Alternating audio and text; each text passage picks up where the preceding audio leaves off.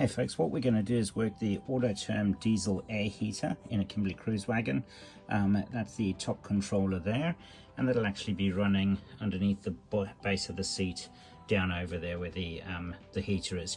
Now just remember, you do have to have probably about at least a quarter of a tank of fuel for it to reach the pickup, just so you don't empty your fuel.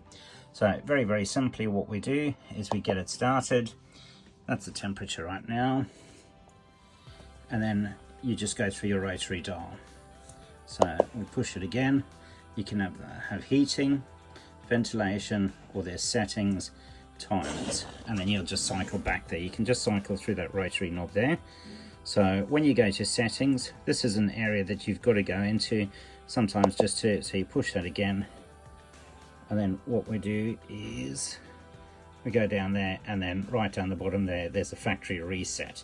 You just push that button again and it'll ask if you want to reset it, and then you push it again, and then you should be good to go.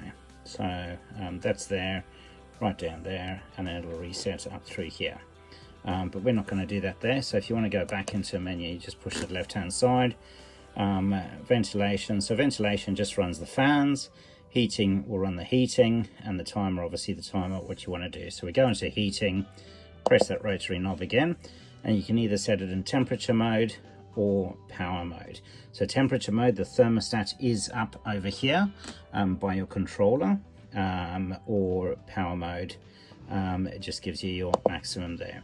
So what we'll do is we'll just run it there, get it cranked nice and high, push that button again, it'll factory set to run for 30 minutes, and then you can dial that up to however long you want within 24 hours, or you can dial it back down. So what we'll do is we just probably run that for a bit of, maybe an hour, and then push it again to activate that.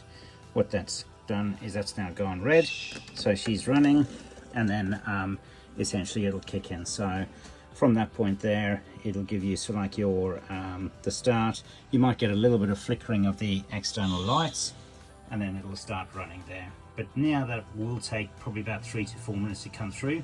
You should be able to feel a light breeze coming through from the motor as it cranks up to full heat. But essentially, so like that's on there. Your screen will go off. You can just sort of like push it there to go back on, and that'll tell us that it's actually running on the timer and that the heat is on there. The two red buttons, two red lights there show that it's up and running.